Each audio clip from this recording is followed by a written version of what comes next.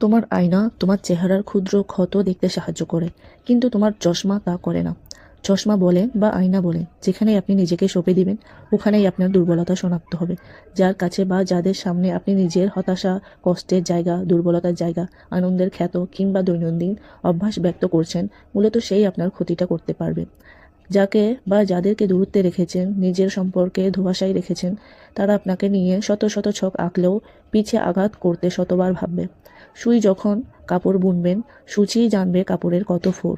সুতোর বান্ডিল, সেলাইয়ের নিখুঁত কাজ দূর থেকে দেখলেও ফোরের হিসাব জানবে না। অতএব রাজনীতি বলুন বা পেশাগত জীবন বলুন, সব জায়গায় আপনার কাছে ভিড়তে পেরেছে ওই রকম লোকই আপনার মূল প্রতিদ্বন্দ্বী, আপনার হিডেন এনিমি।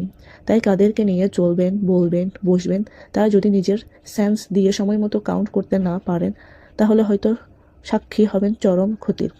যে ক্ষতির ক্ষতিপূরণ করার মতো কোনো দৌলত এই জাহানে নেই।